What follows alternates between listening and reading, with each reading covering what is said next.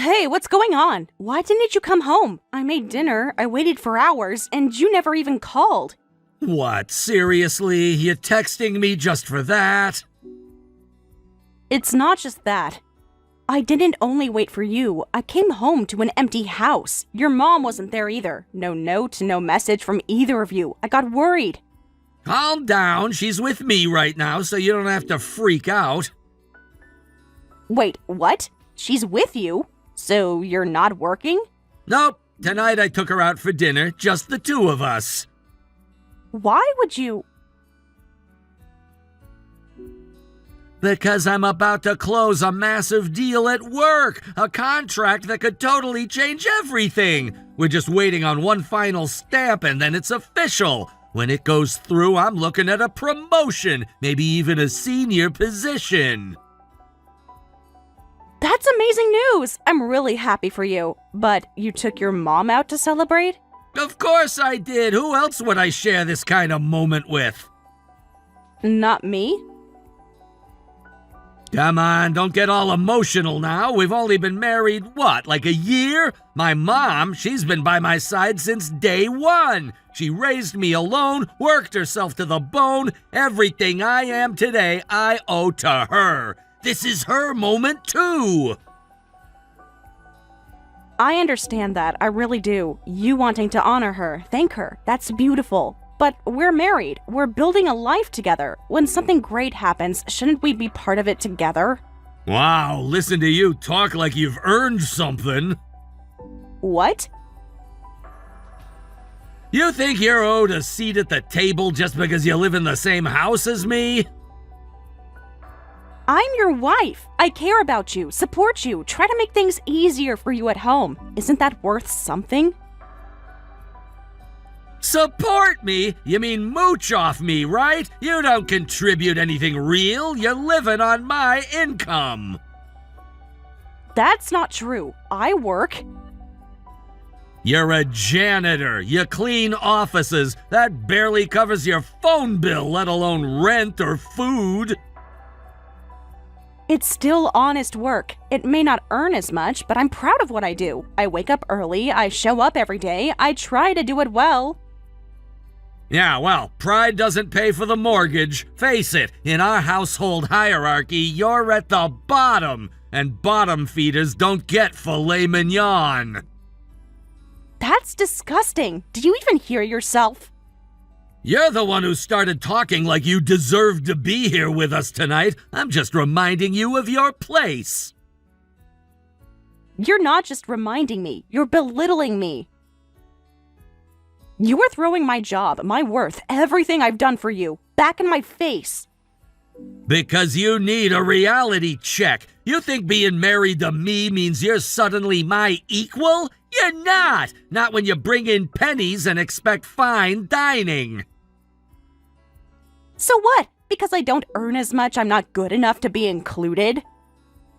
Damn right. I wouldn't bring someone like you into a high-class place like this. Imagine you walking in smelling like bleach and floor wax. You'd embarrass me. You didn't have to say that. You didn't have to say it that way. Well, maybe now you'll stop pretending this is a partnership. It's not. It's me carrying the weight and you tagging along for the ride. You're wrong. You're so wrong. I may not make as much as you, but I work hard. I clean buildings so people like you can walk into your offices and act like kings. I don't deserve to be mocked for that. I'm done with this. You're ruining my night. Go eat whatever you want on your own. Just don't expect me to pick up the pieces every time you feel sorry for yourself. So that's it? I'm not allowed to be hurt? I'm not allowed to feel like your partner in anything? If you want to feel important, try bringing something real to the table. Until then, stay in your lane. Unbelievable. I gave up so much for this marriage, and now I'm just someone to be hidden away when things get nice? You're making this harder than it needs to be. I'm not your therapist. This conversation's over. You didn't just shut me out of dinner. You shut me out of your life.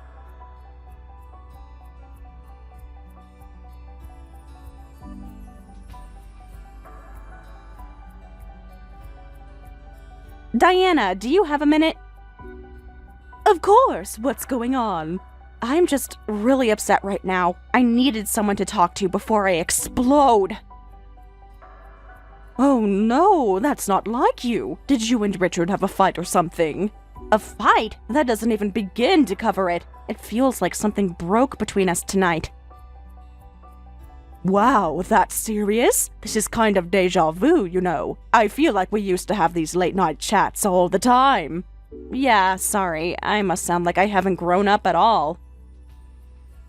Don't apologize. I'm your sister. Honestly, now that the kids are older and out of the house, I welcome the company. It's nice to be needed again. Thanks. So, Richard, he went out to dinner tonight without telling me. Well, maybe it was a business thing. Work dinners happen. No, that's the thing. He went out with his mother. Just the two of them. No notice, no text, nothing. Wait, what? Are you serious?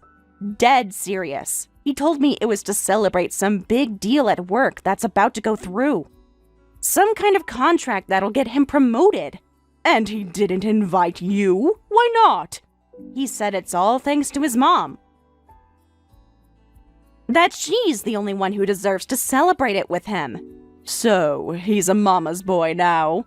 I don't know. He was raised by a single mother, so I get the bond. I used to see that as a good thing, honestly. I thought it meant he was family-oriented, emotionally thoughtful. I never saw it as a red flag. So, basically, the mask slipped a year into marriage. Exactly. And it's not just about his mom. He talked down to me tonight. It wasn't just exclusion, it was dismissal, like I didn't matter at all. What did he say? He mocked my job. Said I'm just living off his money, that I don't deserve to be included in his success because I clean buildings for a living. He said I'm at the bottom of our household. Oh, hell no. He said that out loud. Word for word. He said he wouldn't bring someone dirty like me to a nice restaurant. Said I'd embarrass him. That's vile. That's not a husband. That's a narcissist with a superiority complex. I thought maybe he was just stressed. But the more he talked, the more it felt like he meant it, like he's been thinking this for a while. Patricia, that's emotional abuse. You don't treat your wife like some peasant because she doesn't wear a suit to work. I know, but part of me still feels ashamed. Like, maybe I shouldn't have said anything. Maybe if I just smiled and let him celebrate, none of this would have happened. No, don't you dare turn this around on yourself. You've always been strong, independent, and you've worked hard your whole life. You clean buildings, yes, but you do it with pride. And dignity. Not many people can say that. Thank you. Have you told him how much it hurt? I tried. But he just brushed it off, said I was making it about me and ruining his moment. Then he told me to eat alone and stop bothering him. This isn't about a bad night, it's about respect, and he's showing you that you don't have any in his eyes. And the worst part? I thought I was lucky. When he proposed, I remember thinking, who else would want to marry a woman over 40 with a cleaning job and no children? He made me feel chosen, like I mattered. You do matter, and you don't need to cling to someone just because you think no one else will come along. You've got people who love you. You've got me. Yeah. I think I just didn't want to admit that the man I married isn't who I believed he was. That's one of the hardest things to face, but you can't ignore it forever. So, what now? I think I need to talk to him. Really talk. Because this coldness I've been feeling lately, it didn't start tonight. It's been building, and maybe I just didn't want to see it. You're seeing it now, and that's brave. I just wanted a partner, someone to walk with me through life, not someone who sees me as a stain on his reputation. Then don't let him treat you like one. You're not beneath anyone. And if he can't see that, you need to decide how much more of yourself you're willing to give to someone who won't meet you halfway. I'm scared. That's okay, but you're not alone. And no matter what happens, I'll be right here, every step of the way. Thank you, really. Thank you. You've always taken care of everyone else, Patricia. Maybe it's time to start taking care of you.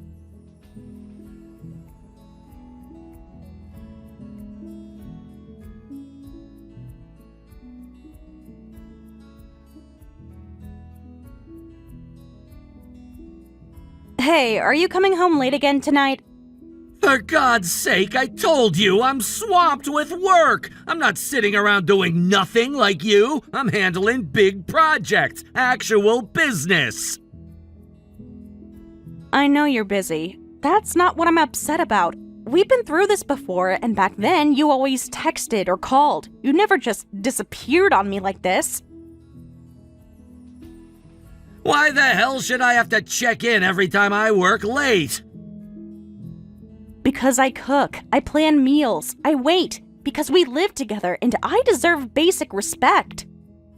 Well, actually, now that you mention it, I've been thinking, let's just stop eating together altogether. What? From now on, let's eat separately. You eat when you want, I'll eat when I want. Honestly, sitting down to a meal with you has become unbearable. Excuse me? Even Mom says she can't stand being around you anymore.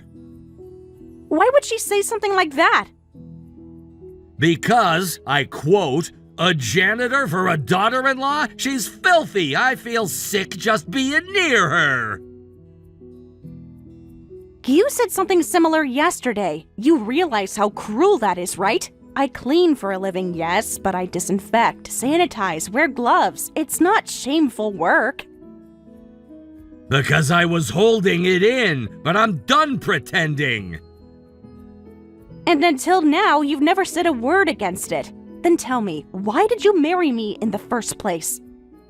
If you were disgusted, why pretend for even a day? Because you were useful, that's it. Useful? Yeah, you could take care of the house, do the laundry, prep meals, stuff my mom used to do, but she's getting older now and I can't keep dumping it all on her. And eventually she'll need a caregiver. I figured you'd be perfect for the job. You married me to be your mother's maid? Exactly. I did it for Mom. I made a practical decision. Do you honestly think I'd choose to marry a wrinkled, low-income cleaning lady otherwise? You're disgusting. Oh, come on. Isn't that a touching reason? Taking care of my mother until her final breath? Doesn't that make me the ideal son? No, it makes you a manipulative, heartless coward. Don't act like you're some saint. In return, I gave you a decent life, didn't I? Better than whatever gutter you'd be in cleaning toilets. I never asked for your money. Whatever. From now on, I don't want to see you at the table. Your presence ruins the taste of my food. You can eat on the floor for all I care. I'm not an animal, Richard. Then you can leave. We can get divorced if it bothers you that much. What?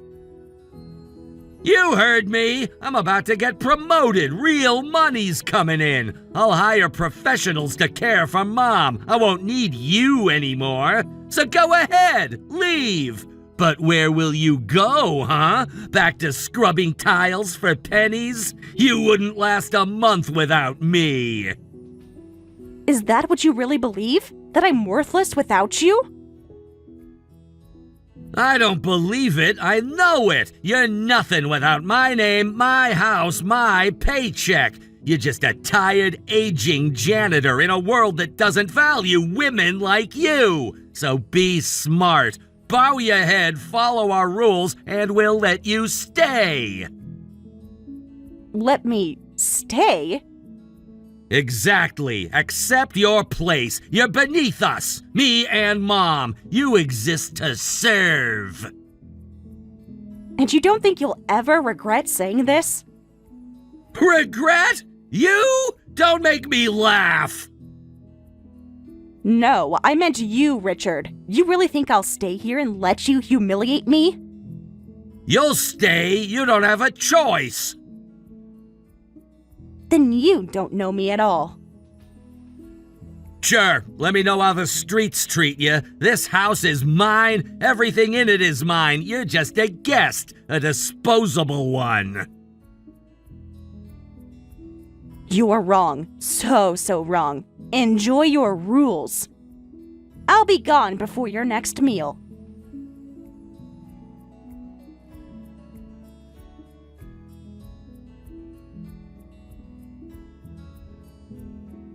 What the hell do you think you're doing?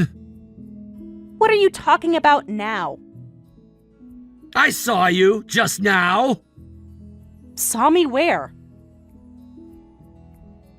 At that fancy restaurant I told you about. I took Mom there again tonight, as usual, and guess who I see coming out? Oh, that must have been a surprise.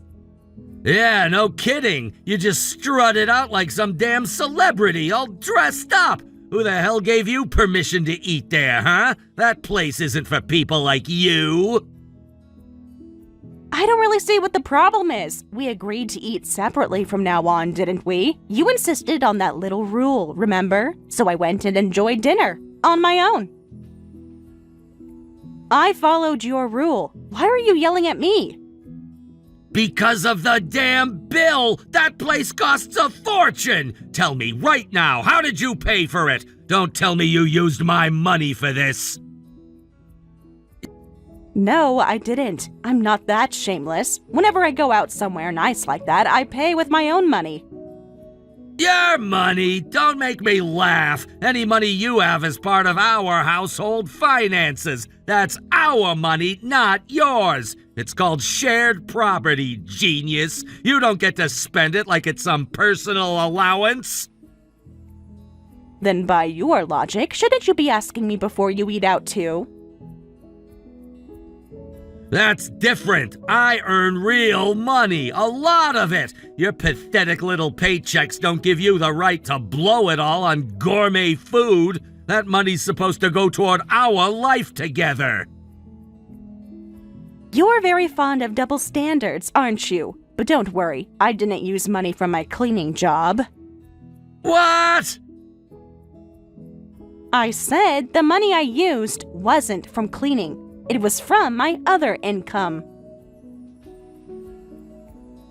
What other income? From my companies, the ones I run as CEO. What are you talking about? Are you high? You, a CEO? Yes. I manage several companies, quietly of course. I don't advertise it, especially not at home. Okay, now I know you're messing with me. That's the dumbest thing I've ever heard. You don't have to believe me. Honestly, I don't care if you do or not. It doesn't change anything for me. Then explain this. What about the whole cleaning lady routine? Was that just some elaborate lie? No, that part was always true. I really do clean, still. You expect me to believe that a rich CEO spends her time scrubbing toilets in her free time? Come on, at least make your lies believable. It's not a lie. I clean to remind myself of who I used to be, of where I came from. Before I became successful, I struggled. I cleaned just to put food on the table. I do it now, from time to time, to stay grounded. To never forget how far I've come and what it felt like to have nothing. This is so stupid. You're seriously trying to feed me this ridiculous story? If it's too unbelievable, ask Diana. She's one of the few people who knows. She's seen the real me behind the mop.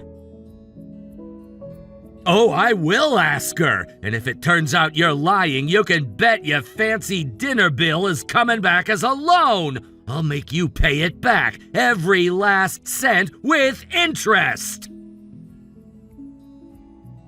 Do what you have to do.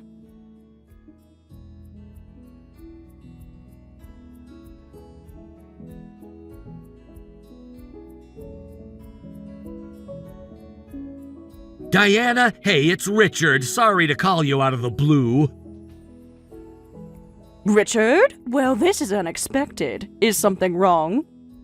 Yeah, sort of. It's about Patricia. She's been saying some weird things lately. Weird? Like what? She suddenly claimed she owns a company, that she's some kind of CEO. Oh, and you think that's strange?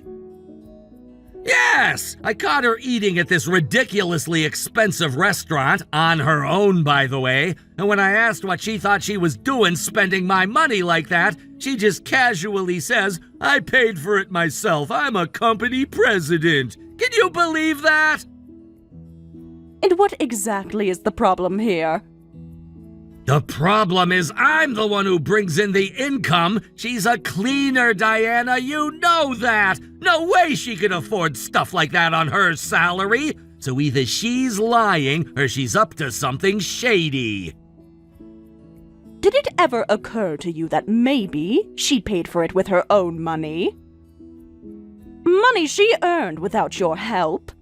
She said that, but come on, you and I both know what cleaners get paid. It's barely enough to cover rent, let alone luxury restaurants. Actually, no. If what she said is true, and I believe it is, then she didn't use your money. She used hers. Wait, you're taking her side now? I'm not taking sides, Richard. I'm telling you the truth. Patricia is the president of a company. In fact, of multiple companies. What? You're seriously telling me she's been running companies behind my back? Since when? Since before she even met you. Let me explain. Back when she graduated college, it was during a time when jobs were almost impossible to come by. She couldn't get hired anywhere, not even for entry-level office work, so she took up cleaning jobs just to get by. And while doing that, she quietly saved money, learned what she could, and eventually started her own little business. What kind of business? Fashion, apparel. It started out small, selling handmade designs online, but they took off. Soon she had one store, then another. Then she reinvested, branched out, and before long she had built something solid, something real. She doesn't brag, she doesn't flaunt it, but she's a serious entrepreneur now, more successful than most people I know. So you're telling me she's actually rich? Yes, but it's not just about the money, it's about how hard she worked for it. She built everything from scratch, with no support, no shortcuts, and certainly no help from men like you. Then why the hell didn't she tell me any of this? We're married! Is that her idea of a healthy relationship? Just hiding everything from her husband? She had her reasons. You weren't her first husband, you know. The last man she was with, he only saw her money. He married her, bled her dry emotionally, and tried to control her every step of the way. It took everything she had to get out of that. Since then, she's been careful. Careful about who she trusts. Careful about what she reveals. Especially to men. So you're saying she just decided I wasn't worth trusting either? She wanted to believe in you. She tried. But over time, it became clear you weren't in love with her. You loved what she did for you, how she kept things clean, how she made your life easier, how she never complained. You saw her as useful, not as an equal. Is that what she told you? Yes, and you know what? I believe her, because I've seen the way you talk about her, the way you treat her like a servant in her own home. That's not fair. I've taken care of her. I've provided for her. She didn't need your provision. She needed your respect. So what now? You expect us to just get a divorce over this nonsense? Yes, I think that would be best for both of you. She deserves someone who sees her as a partner, not a tool. And you, well, maybe you need some time to reflect on what it really means to be with someone. You don't get to dictate what happens in my marriage. Diana, listen to me carefully. Don't you dare go running your mouth to Patricia. You have no right to interfere. None! I'm not interfering, Richard. I'm simply supporting someone I care about. And that means helping her see the truth, that she deserves better than what she settled for.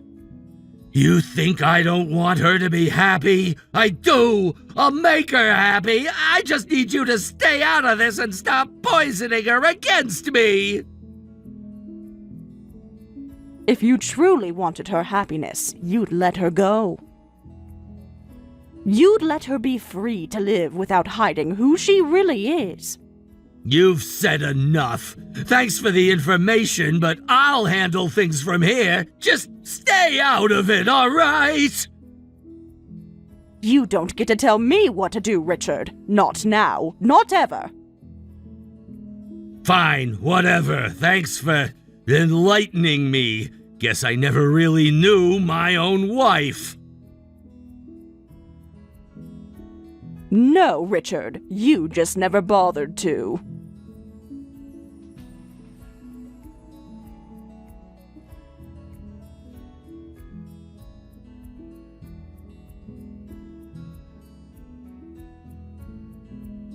Patricia, where the hell did you go? Excuse me? I came home early, I canceled dinner plans, walked out of the restaurant because I wanted to talk to you. I get home and you're just gone. No note, no message. What the hell is going on? I thought we agreed to stop monitoring each other's every move. Wasn't that what you said last week? That we needed space? So why do I owe you an explanation now? Look, I know, I said some things, stupid, mean things. I was stressed, work's been overwhelming, and I took it out on you. That's not right, that's not fair. I'm sorry, okay? Apology noted, but I've stopped waiting for them to mean anything. Pat, don't say that, please. I'm trying to fix this. I swear to you, I'll never talk to you like that again. I'll never make you feel small again. Can we just sit down, talk about things? Maybe have a drink together like we used to? Talk about where this family is going? A drink? Yeah, just something simple. You and me on the couch. No yelling, no accusations, just us. Isn't that what we need? You mean like the us you dismissed 2 nights ago? Or the us you walked out on last month when you said this marriage was dead weight? I was angry. I didn't mean half the crap I said. You know how I get when pressure builds up at work. You lash out at me. That's how you get. I'm telling you, it won't happen again. And my mom, she's been saying she wants to talk with you too. She's worried about you. Now that's funny. Your mother couldn't stand me 2 weeks ago. She practically cheered when we stopped eating dinner together. Now she wants to talk? Is that because she heard about my company? Well, I mean, yeah, I didn't realize you were a CEO. That was news to all of us. Oh, save it. You didn't care what I did until you realized I had more money than you. I've met plenty of men like you, charming when it suits them, full of empty promises when things slip from their grasp. Don't think I can't see through you. Come on, that's not fair! What isn't fair is the way you treated me. You ridiculed my work, dismissed my ideas, rolled your eyes every time I spoke up. I begged you to go to therapy. You laughed. I asked for support. You said I was being dramatic, and now suddenly I'm worth listening to again? All right, fine. If this is all about money... Don't twist this. It was never about money. It's about respect. Which you've never given me. So what, you're just leaving? Yes, I'm not coming back to that house. Are you kidding me right now? What are you even saying? I'm saying it's over. This marriage is over. I want a divorce. You can't be serious. Over this? Over years of this. Over constant emotional neglect. Over insults you call jokes and tantrums you call just stress. I've made up my mind, Brad. I've already moved into a new apartment. I'll have the divorce papers sent to you by the end of the week. You're gonna throw everything away just like that? What about everything we built together? You mean the life I built while you scoffed at every step? Let's be clear. Most of the assets I have, I earned before we got married. They're mine, legally and morally. You still made money during the marriage. You know damn well I'm entitled to a share. Yes, marital assets will be divided, but don't think for a second you're walking away with half of what I built alone. Also, let's not forget why we're divorcing. Your treatment of me was the cause, which means by law, you get less. A lot less. Wait, what? That's not fair! You're welcome to take that up with my attorney, but I'll be seeking alimony and damages. You'll be hearing from them soon. This is insane! You're acting like I'm some monster! I'm not! People fight! Couples fight! It's normal! You're right. Couples do fight. But this wasn't fighting. This was a slow erosion of love and trust and safety. And I won't spend another year hoping you'll change. So that's it? You're just gonna disappear and let the lawyers do the rest? Exactly. I won't engage in screaming matches. I won't be manipulated by last-minute guilt. And I won't waste any more time trying to fix something you destroyed piece by piece. Patricia, wait, don't do this! Goodbye, Brad. And please, have the dignity not to turn this into a circus. Handle it through your lawyer. I'm done giving you more than you deserve.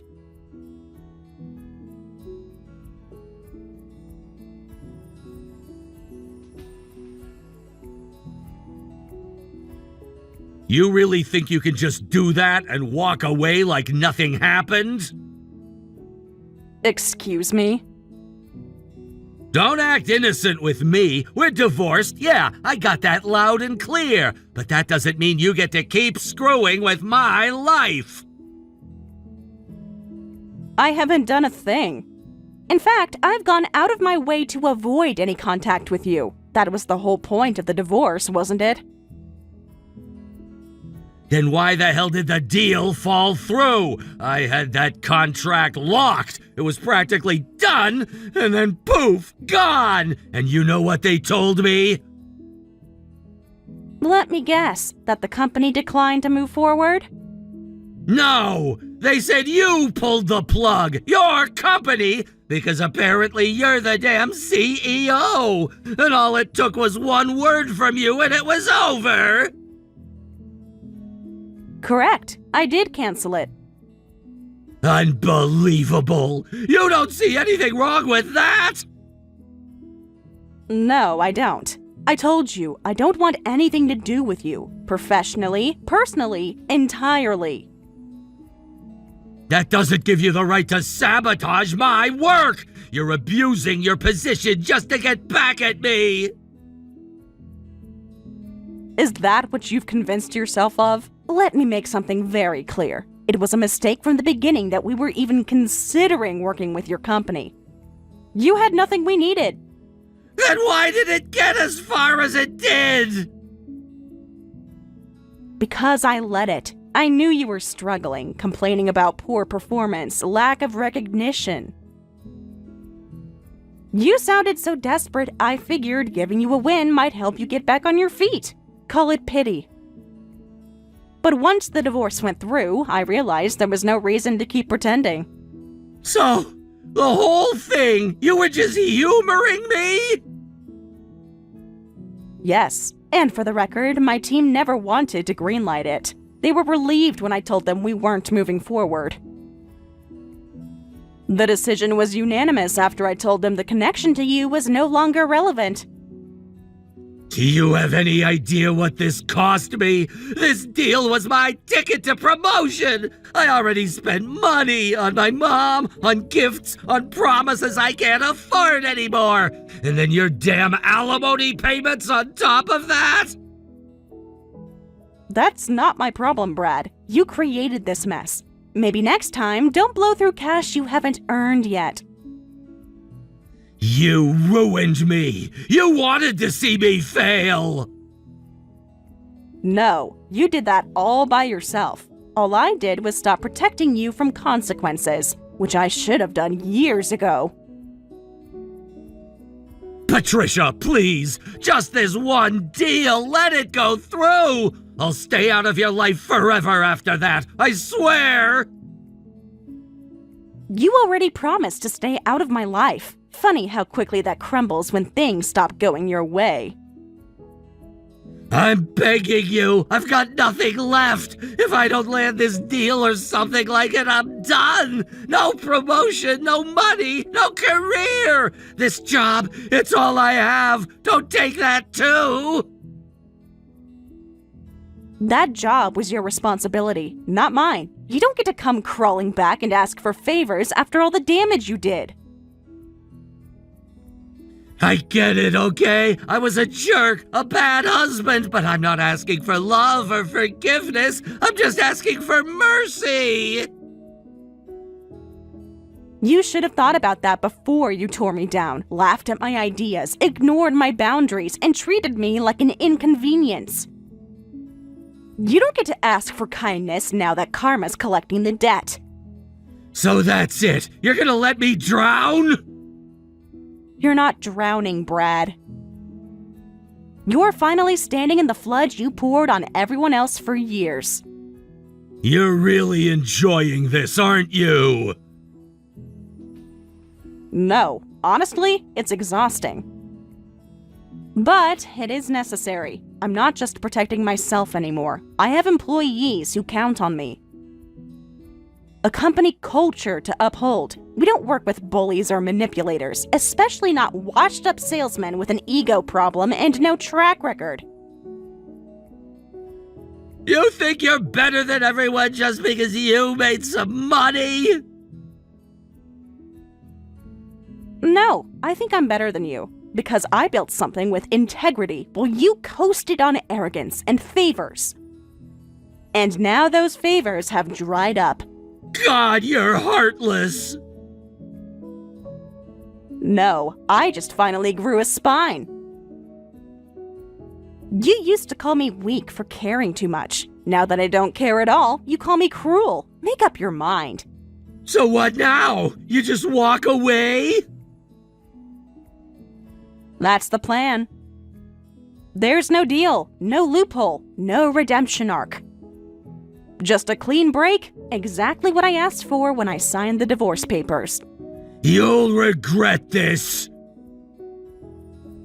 I already regret ever trusting you in the first place. Now please, leave. And if you show up again uninvited, my legal team will make sure you regret that too. You really mean that? Every word. Now get out of my life.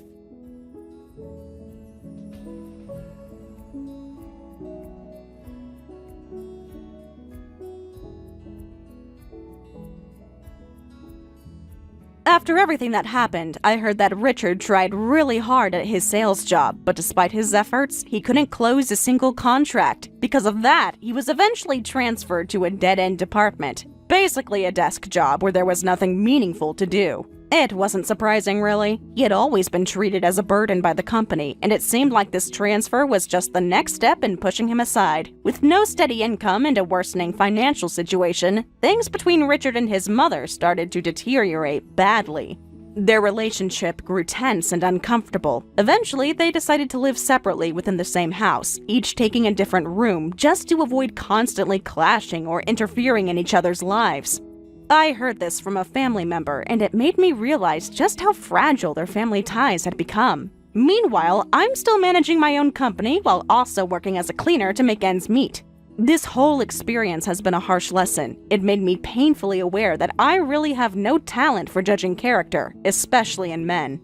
I gave too much trust, only to be hurt in return. But after deciding to live on my own and rely on myself from now on, I feel much more at peace. My mind is clearer.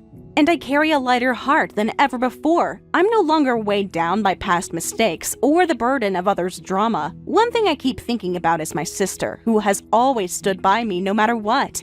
I want her to be truly happy, and I wonder what I can do to support her in her own life. She's been my rock, and it's time I try to be hers too. That's where I'm at now. Moving forward, focusing on myself, and hoping for better days for both of us. Thank you for watching and listening. We hope you enjoyed the video. Don't forget to like this video and subscribe. Also, feel free to leave a comment about what you thought of the story. We look forward to seeing you at the next story. I just got settled in at Mom and Dad's. The guest room still smells like lavender, same as when I was little. Cool. It's quiet here, peaceful, but honestly, it already feels strange without you. I keep glancing over, expecting you to walk in. I guess I didn't realize how used to you I've become. I know you're working so hard right now, and I'm so proud of you. Thanks. I just hate that we're apart in these last few days. I wish you could be here. I left dinner in the fridge, your favorite pasta and some salad. It's nothing fancy, but I hope it makes you feel a little more at home. Okay, pasta sounds good. I even vacuumed before I left and took out the trash. I didn't want to leave you with everything. Thanks. I know it's silly, but I feel a little guilty leaving the house like that. I miss you. I miss us. Yeah, me too. Good night. Good night, Mark. I love you.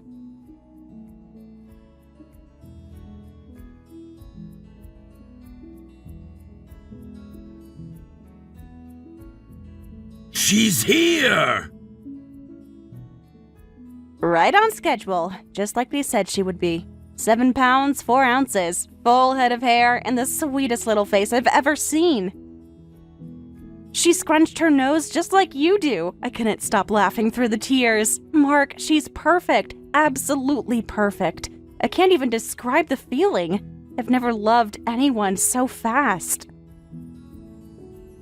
Mom was holding my hand the whole time. She cried harder than I did. She took a photo right after they placed her on my chest. I've looked at it 100 times already. I wish you'd been here. I really do. When do you think you'll be able to come see her? Eventually. You staying at your folks' place for a while? Yeah, the doctor wants me to rest, and Mom's already nesting like I'm 12 again. But I'm okay with it. I want our daughter's first days to be peaceful, warm, surrounded by love. Cool. I'll send you something in the mail. Oh, really? Oh, Mark, that's so sweet of you. I can't wait to see what it is.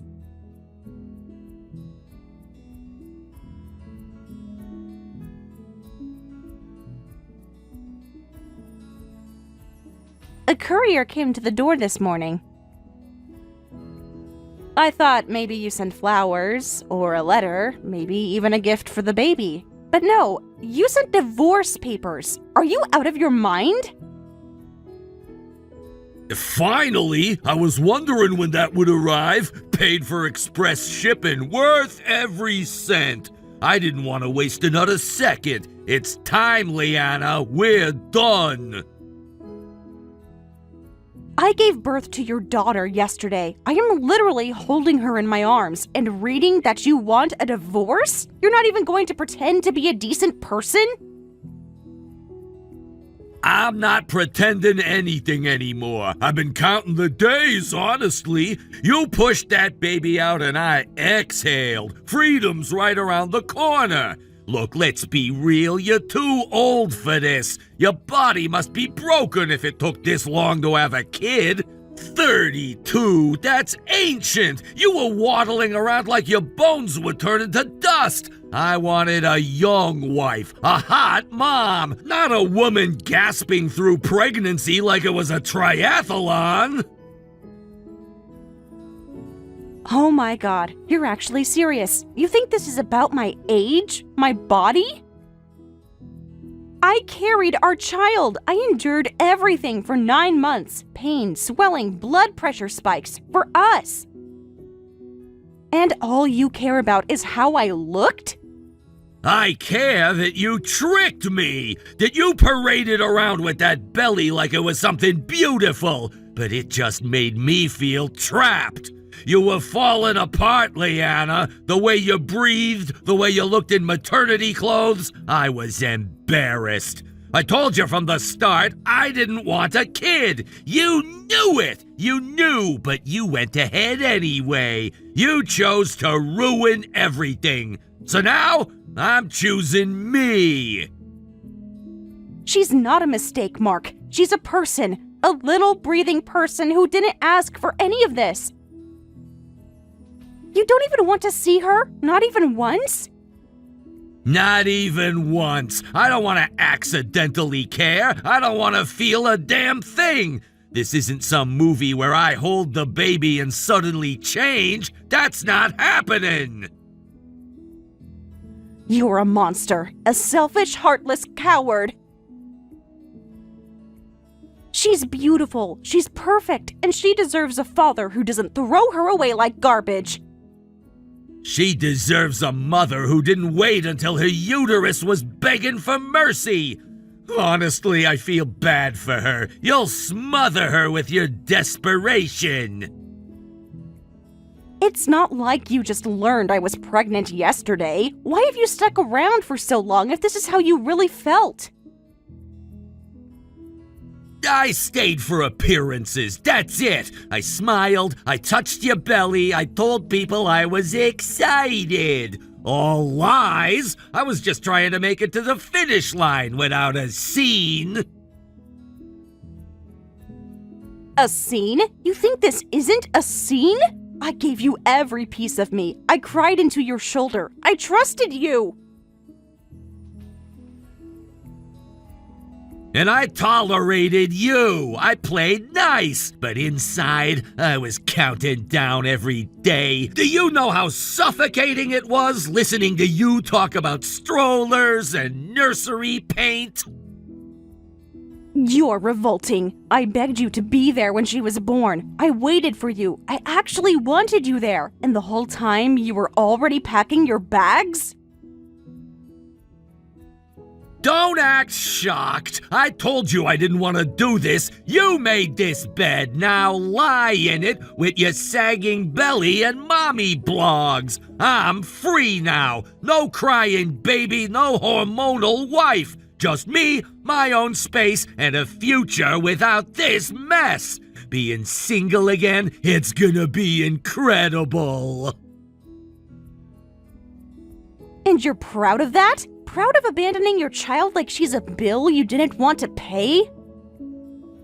She will never know you, and if she ever asks, I'll tell her the truth. Her father ran the second she arrived.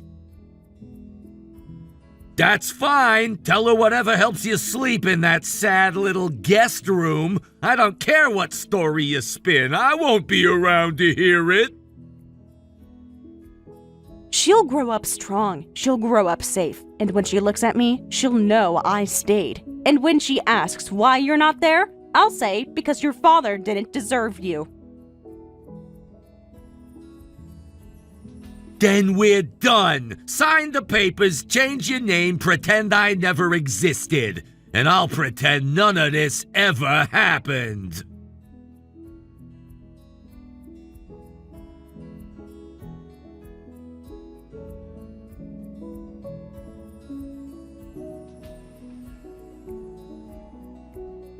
Madam, I hope I'm not intruding. I wanted to ask about the package that arrived from Mr. Mark. I admit I found it rather strange that he didn't deliver it in person. After all, one would expect a husband to appear, if only to lay eyes on his child. It wasn't just a package, Walter. It was divorce papers, signed, sealed, and sent to my parents' house, like a utility bill he wanted off his back. I still can't believe it's real. I see. I'm terribly sorry, madam. I can't imagine what you must be feeling, nor what you've already endured. You've only just given birth. Your strength must be taxed. Please, allow me to take on anything you need. Errands, correspondence, anything at all. Actually, I might need someone to go to the courthouse for me. I was going to ask Dad, but honestly, I'm too tired to relive the whole explanation again. Of course, madam. Say no more. I would be honored to act on your behalf. Might I inquire, what happened? Did Mr. Mark explain himself at all? Or did he simply send a document in place of a conscience?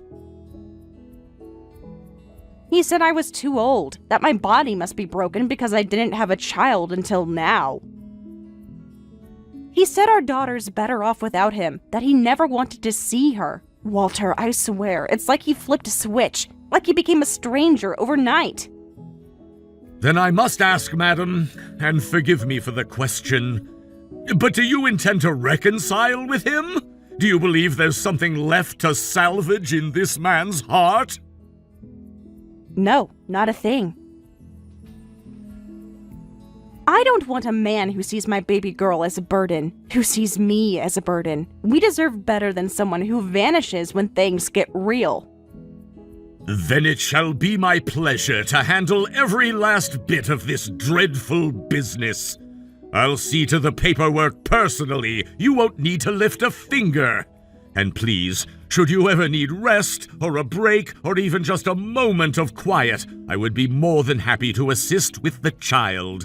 Your parents, wonderful as they are still only 2 people, and you deserve more support than duty alone.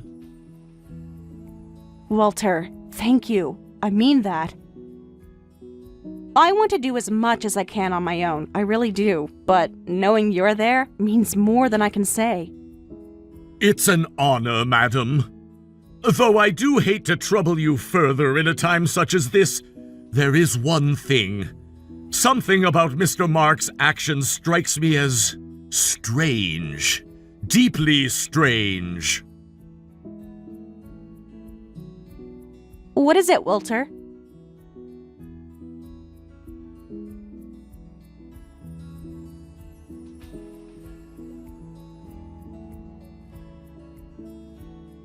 Answer your phone, Leanna. Don't act like you don't see me calling. I've called 6 times. What the hell is wrong with you? What's wrong with me? Mark, I have a baby, a newborn, one who just fell asleep.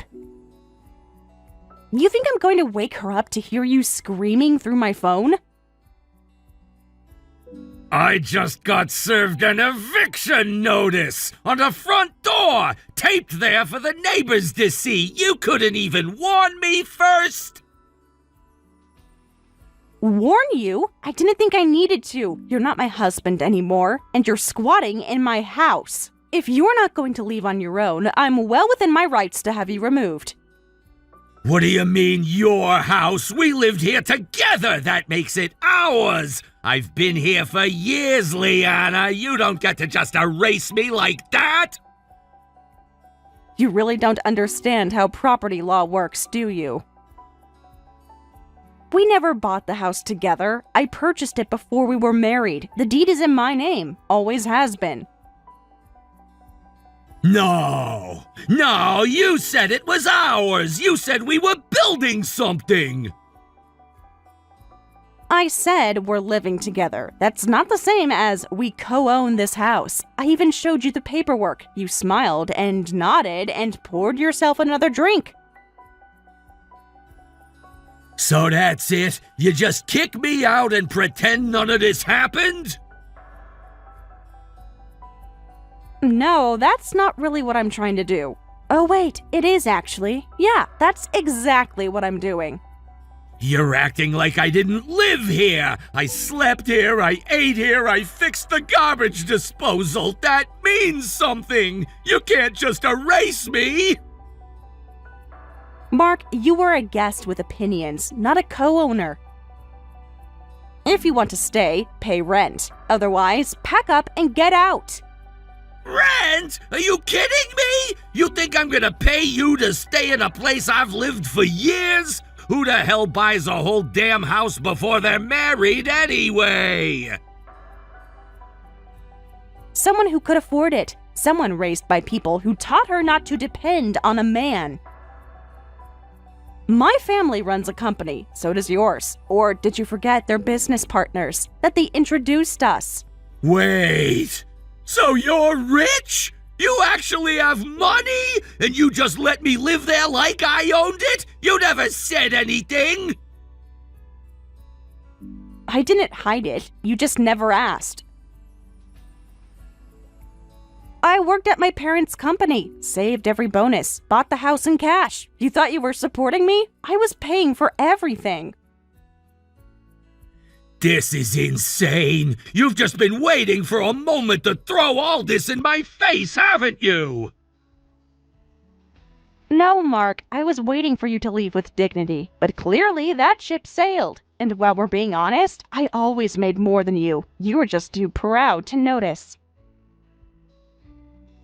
You've got no right to do this. I've lived there. That house is as good as mine. You don't get to just erase me from the house, from her life, from everything. I've been there. I was there before the baby. You can't act like I don't exist. You made yourself disappear the day you chose freedom over fatherhood. You chose your exit. I'm just holding the door open. You said I'm gonna get what's coming. What does that mean? You think you can threaten me now after you've already kicked me out? It's not a threat, Mark. It's a courtesy. You gave me a daughter, and for that, I'm grateful. Truly. But everything that comes next, that's your doing. Tell me what that means. What the hell are you planning? Oh, don't worry. You'll find out. You wanted to be free? You're about to find out what that costs.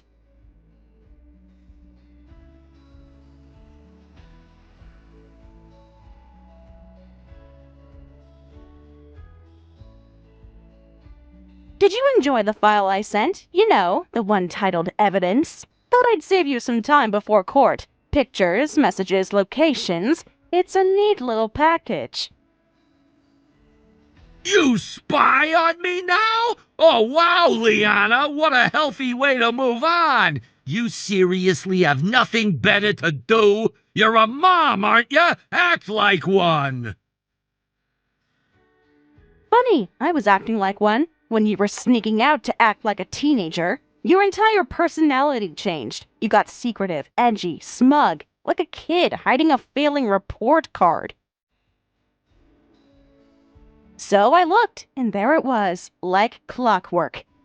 Oh, come on, it's not like I was out having affairs all day. It was just a few texts, some hanging out. Everyone flirts, stop being so dramatic. You cheated on your pregnant wife, Mark. Say it out loud. While I was in maternity appointments alone, you were flirting with some waitress who can't spell latte. I asked you to rub my back, and you said, ask your pregnancy pillow. I told you I felt ugly, and you said, well, I didn't get you pregnant for your looks. You weren't fun anymore! Everything was about the baby and vitamins and cribs and crap! I wanted attention too! I needed someone to make me feel wanted! Oh, poor you. Did Daddy-to-be not get enough compliments while his wife carried a human being inside her? You weren't neglected, Mark. You were bored, so you ran to anyone who made you feel special. You betrayed me, our vows, and your own child before she was even born. That kind of damage doesn't go away, and I'll never forget it.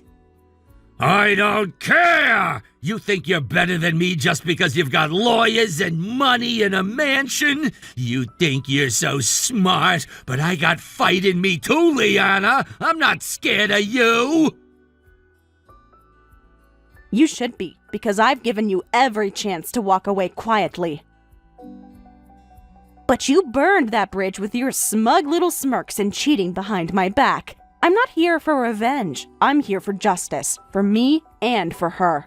And I'm going to make damn sure you remember this moment every time you look over your shoulder. Blah, blah, blah! You don't scare me, Liana!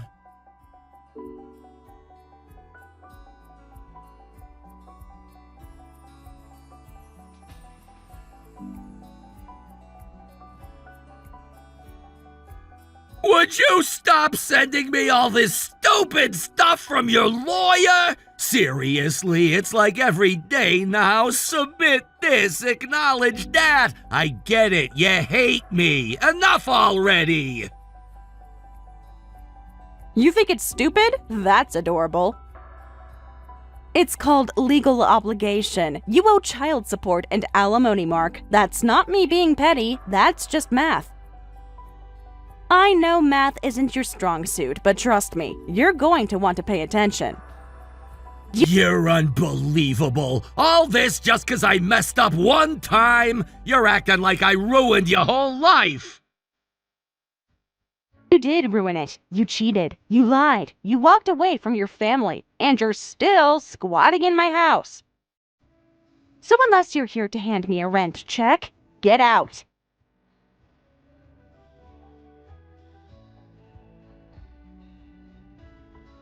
I wouldn't have cheated if you hadn't pushed me away. You made me feel unwanted. You made me feel small.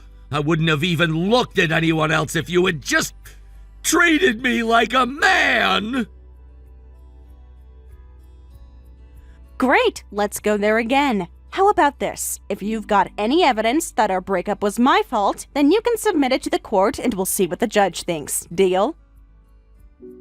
I'm fine with pitting my evidence against yours because I have plenty of your texts, your receipts, your activities. Your little 26-year-old receptionist, the one with the shoebox apartment across from your office. The one whose parents still send her money because her career can't even cover rent, that one. How do you know all this? What are you, a stalker? You've been digging through my life like a psycho. You seriously need help. You're obsessed. Please, I just have resources and a powerful ally who doesn't like what you did to me. Let's just say they have access to a lot more than you ever imagined. And we've only just begun, so go ahead, get comfy with your little receptionist. We've got a lot to talk about, so why don't you hurry up and get out of my house? I don't have anywhere to go, Liana! You know I'm not on good terms with my family! You think I want to be homeless? Come on, have a little decency! You're seriously kicking me out like this? I mean, you could move in with your girlfriend, if she can squeeze you in next to her student loan debt and Hello Kitty bed sheets. Or you can go home to Mommy and Daddy. Oh wait, you burned that bridge too, didn't you? Maybe you should have thought about that before you torched your marriage. I'm serious, Liana. What am I supposed to do? Sleep in my car? Begging me for help now? Oh, Mark, How the mighty have crumbled. Good luck out there. Don't worry, my lawyer's next package comes with instructions.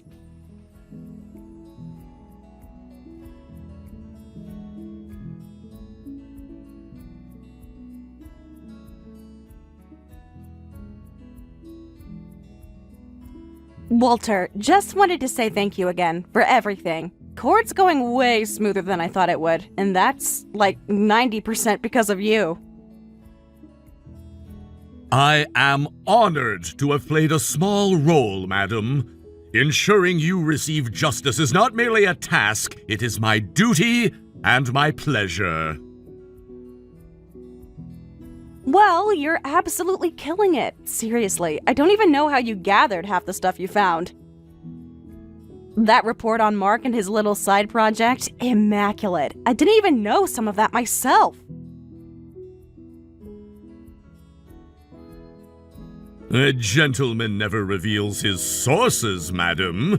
But suffice it to say, certain people tend to leave rather obvious traits. That being said, I strongly recommend you spend as little of your time thinking about Mr. Mark as possible. He is not worth a fraction of your mental real estate. Ugh, believe me, I'm trying. But some days, I swear, he texts me and I lose brain cells. Like, how does one man complain so much while contributing so little? But anyway, thank you, Walter, really, for digging into all of that and handling everything with so much class. I merely follow the examples set by your parents. And besides, you've always shown such strength and dignity, you deserve nothing less in return. On a more cheerful note, I picked up several varieties of diapers and infant formula earlier this afternoon. I made sure they were all highly rated with clean ingredient lists and optimal absorption reviews. You'll find them sorted in the nursery cabinet by brand, followed by type. Walter, I swear you are not real. Like, who alphabetizes formula brands? How are you this organized? How do you make shopping sound like poetry? I leave you alone for one afternoon and you turn into Super Nanny meets Iron Chef. Just doing what I can to ensure you and the young miss have everything you need. I must admit, infant nutrition is quite a fascinating field. I also took the liberty of arranging a humidifier in her room and set it to optimal nighttime comfort. The baby monitor has been synced to your phone and mine should you wish for a backup. Walter, I don't even know what to say. You're like 1,000 people rolled into one amazing guy. Like, do you even sleep? Breathe? Do you run on tea and perfection? I assure you, madam, I am simply a butler. Yeah, well, don't be surprised if my daughter calls you Sir Walter before she says Dada.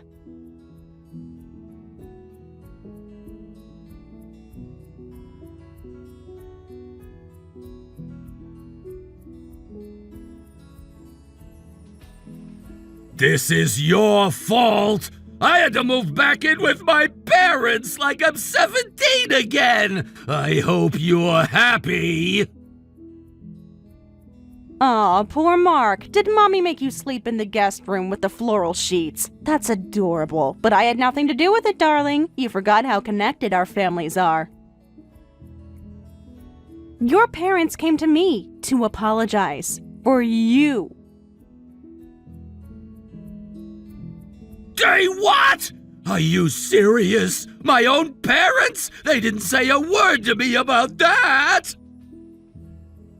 They're good people, Mark. Unlike you. They're embarrassed. They said they're going to reform you. Good luck to them, honestly. So, are you all settled in? Are you enjoying your new accommodations? Everything sucks! I have to do chores again, they're making me pay them rent, and don't even get me started on my brothers! My older brother won't stop sending me motivational podcasts and how to grow up articles, and my younger brother's been calling me Deadbeat Deluxe all day! I mean, they're not wrong. If one of my siblings cheated on their pregnant spouse and got kicked out of their home, I'd be roasting them too. It's called consequences, Mark. Maybe you've heard of them. You're seriously just sitting there laughing at my life falling apart? You get some kind of sick satisfaction out of this? You used to care! You used to be warm, loving! Look at you now, you're ice! Oh no, Mark, I didn't stop caring. You just burned every last bridge I had with you. You betrayed me. You humiliated me. You walked out when I needed you most. So yeah, now I don't care what happens to you. You're nothing to me. Unbelievable! You're enjoying this! You're sitting there gloating like you won! I don't want to win. This isn't a game. I want justice, and I want to make sure you're punished for what you did. To me, and to her. Don't drag her into this! You think she even knows what's going on? She's a baby! She'll forget everything. Just drop this already! She may not understand now, but one day she will. And when she asks where you were, why you weren't there for her, I'll tell her the truth. That her father chose his ego over his family. That when she was born, he wasn't proud. He was gone. Just stop, please. Just stop. Haven't you done enough to me already? It's too late for stop, Mark. You made your choice. Now lie in the bed you don't own, in the house that isn't yours. With the guilt you can't scrub away.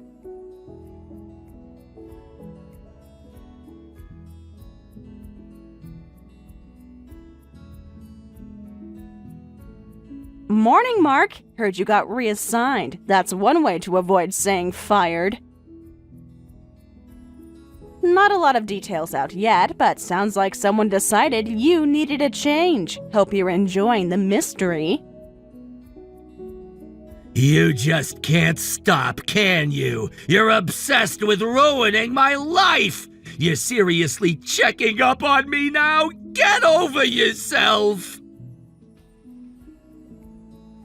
Just keeping track of my investments. You still owe me alimony and child support, remember? No matter where they stick you next, that obligation doesn't go away. I had a stable life, a good job, and I was working for family, so I got paid great to do almost nothing. And now they won't even tell me what I'm doing. They just said report Monday like I'm some intern. Oh, I know. That's what makes this fun. You think your life is a mess now? Just wait. Wait for what? What are you talking about? What did you do? You'll find out soon.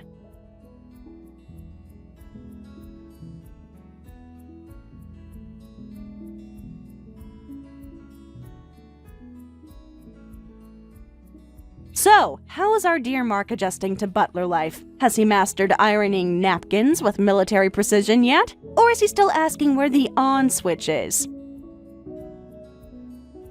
Madam, I regret to inform you that his transition has been less than graceful. If this is his version of trying, I fear the next few weeks will be nothing short of biblical. Oh no, that bad? And here I thought you were a miracle worker. Has he broken anything yet? Or is it mostly emotional damage so far? Mostly the latter, though I suspect a tray or two will follow shortly. So, did you take him to the usual place? I have indeed, madam. We've relocated to one of my family's secluded properties, deep in the woods. No distractions, no excuses. He was displeased, to say the least, when he realized there was no cell service. You took away his phone? Walter, that's brutal. I love it. I hope you're writing all this down. This could be its own TV drama. Revenge by Etiquette. An apt title, madam, and to be clear, this is not punishment, it is reformation. But yes, I've chosen a location where whining echoes off the trees, quite the motivator. The first issue we must address is his language. It is crude, lazy, he refers to guests as dudes. A butler must speak with poise, with restraint, with absolute elegance, or risk humiliating their employer. Dudes? Oh no, that's tragic. You're gonna have to scrub the frat boy out of him one word at a time. I don't envy you.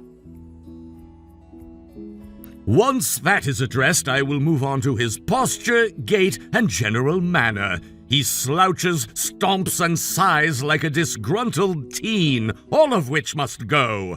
Only then will he be ready for proper butler training. Service rituals, protocol memorization, timing drills. It will be intensive, unforgiving, and utterly foreign to him. Sounds like he's in for a long winter in the woods. I almost feel bad for him. Almost. Do you think you can actually get through to him? I have reformed more difficult cases than Mr. Mark, though few were as stubborn. Still, I shall do all I can. The alternative is far less pleasant. Should he fail to meet the expectations I've laid before him, well, there are protocols. In such a case, we would need to consider other outcomes. Okay, why did that sound vaguely threatening? Other outcomes? What does that even mean? Walter, please tell me you're not sending him to some even more secret disciplinary facility.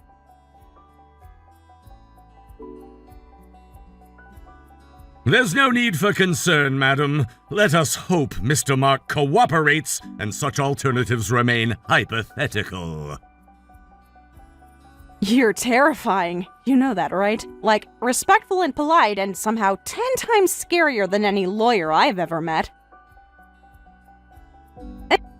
On that note, I must begin his morning drills, which means, regrettably, I will be unavailable to assist with the baby today. Please accept my apologies. It's okay, Walter, really. You've done more than enough already. I can't keep depending on you forever. I've got this. I want to get used to doing this on my own anyway. Your understanding means more than I can express. And for what it's worth, madam, I've rarely seen a child so blessed in her choice of mother.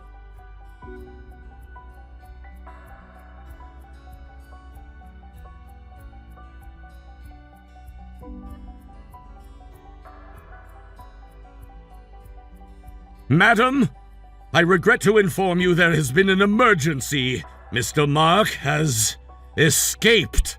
He was under 24-hour surveillance, locked, secured, and constantly monitored. I left for precisely 5 minutes to use the restroom. When I returned, a rear window had been shattered. You're kidding. Please tell me you're kidding. How does someone escape a butler training facility in the middle of the woods? We're all asking ourselves the same question. Every other trainee is currently searching the surrounding area. The grounds are extensive, but if he's truly left the perimeter, we may be in for some trouble. I must urge you, madam, do not leave your house, not for any reason. Mr. Mark is under extreme duress. I do not know what he is capable of. Please be cautious. Understood. I'll stay inside and make sure the doors are locked. I'll also contact his parents and let them know what's going on. They deserve to be warned. Madam, I am deeply sorry. I take full responsibility for this failure. I should never have left him unguarded. It's okay, Walter. Really. You're human. You did your best. If I hear anything, I'll tell you right away. You have my gratitude. I will continue searching until he is found.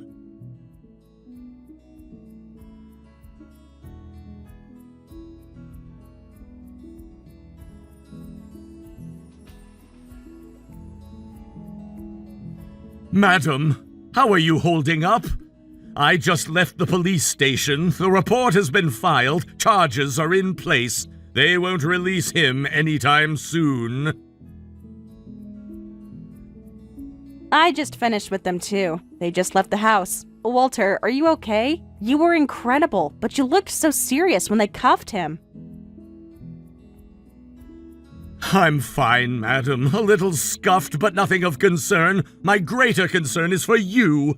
I cannot apologize enough. I failed you. I allowed him to escape. I endangered your life. Stop. This wasn't your fault. No one could have predicted he'd break into the house. And with a knife? I don't even want to think about what would have happened if you hadn't been here. I headed here the moment we confirmed he was outside the perimeter. I feared exactly this, that in his desperation he'd do something irrational. Well, you didn't just show up. You headed him off like some secret agent. I swear, Walter, I've never seen anyone move like that. It was like watching an action movie in my living room. Who are you, really? Don't just say a butler. Butlers don't punch knives out of people's hands mid-swing. Madam, I assure you, the art of service requires certain skills. It's best to be prepared for anything, but if I may, I fear I may have driven him to this madness. I pushed him hard, perhaps too hard. This morning I made him balance on one foot while reciting, "I am a vile, cheating, subhuman monster and I must reform," repeatedly. His pride could not withstand the ritual. It shattered him. That actually explains a lot. When he burst in, Walter, he wasn't Mark. He looked deranged, eyes wild, breathing like a beast. I barely recognized him. I failed to reform him, but I'm relieved the law intervened. Now he'll be where he belongs. And you will be safe. It's strange, Walter. This almost feels too clean, like everything fell right into place. I keep thinking, did you plan for this all along? Madam, no! I never planned for him to escape. I never intended for him to reach this level of volatility. And I will carry the weight of that oversight for a very long time. But I swear to you, on my name, on my honor, I will never allow harm to come to you again. Thank you, Walter, for saving me, for giving me peace. I haven't felt this safe in years.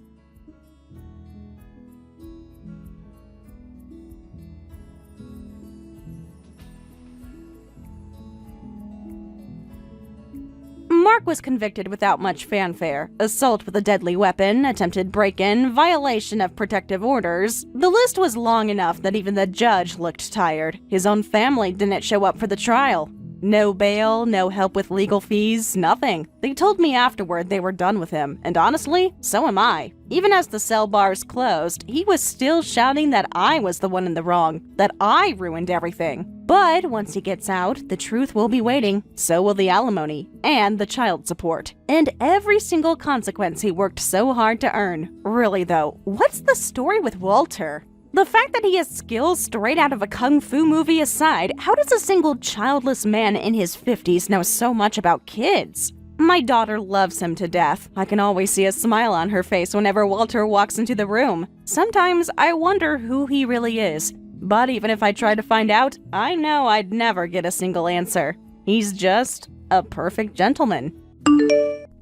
Where are you, Arthur? Don't tell me you're going to be late for your own daughter's wedding. You specifically mentioned last night that your business trip was extended and you were heading straight to the venue. What's going on? Didn't I tell you I was taking the day off today, Alice? I thought I made that perfectly clear. Perhaps you simply weren't listening. What's wrong with you now? How can you even think of being absent? This is Alice's wedding, for crying out loud. This is a monumental, once-in-a-lifetime event. How can you be so selfish, so dismissive of such a milestone? Look, I have an absolutely unavoidable commitment today, Sarah. Something that simply cannot be postponed. It's incredibly important. More important than your own daughter's wedding? There is absolutely nothing in this world that could possibly be more important than this. Nothing. This is a sacred day, a culmination of years of love and planning. How can you even dare to compare it to anything else? What's the big deal, Sarah? It's just Alice's wedding. I mean, it'll probably be fine even if I'm not there, won't it? I'm not exactly serving the food or giving a grand speech. What exactly is my crucial role? Are you expecting some emotional father-daughter dance or a profound blessing? Don't tell me you were primarily expecting me to pay for all of this too, were ya? Is that why you're so desperate for me to be there?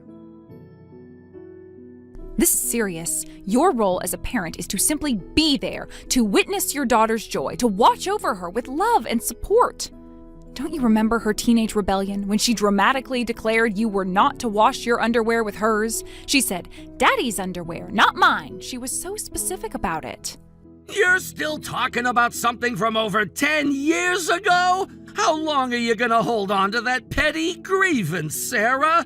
I really can't believe that I'm just always supposed to go through the rest of my life with you constantly lording that dumb little fluke over me for the rest of my life.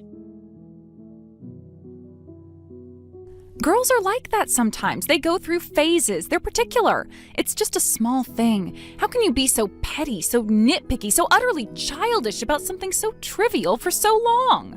My apologies, Sarah. My emotional capacity, it seems, is far smaller than a bottle cap. Infinitesimally small. It's a tragic flaw, I know. Just get to the venue, Arthur, now! We're about to have the family photo shoot. We can't start without you. Your absence will be noted, and it will ruin everything. Is there even a need to take such pictures? Seriously? Who on earth wants to see a bunch of old people in photographs? It's probably less disturbing than looking at a ghost picture. Nobody cares about those. Can you just stop it? My blood pressure is going through the roof right now, Arthur. Honestly, why am I even having to argue about this with you right now? It makes no sense. My veins are practically bursting. You are driving me insane with your ridiculous comments. Just come. Well, I think I'll be fine with the old class photo approach, Sarah. You know, when you're absent and they just put a little circle with your picture in the top right corner at a graduation photo. That's what I'll do. Simple, effective. What are you talking about, Arthur? What is wrong with you? Stop trying to tease me. This isn't funny. This is serious. My heart can't take this stress. Just make sure you get here in time for the reception at the very least. Please, just come. I told you, Sarah, I can't make it. It's impossible. Why not? What could possibly be keeping you? Tell me. I'm on a hot spring trip with my mistress. It really is just that, plain and simple. So hopefully you can finally understand why I just won't be able to make it to Alice's wedding this time. This is not the time for jokes, Arthur. What is wrong with you? This is Alice's wedding. This is not funny. But it's the truth, Sarah. It truly is. Alice is getting married, and my job as a parent, my duty in raising her, is now officially complete. It's about time I started living my own life, isn't it? To finally embark on my own journey.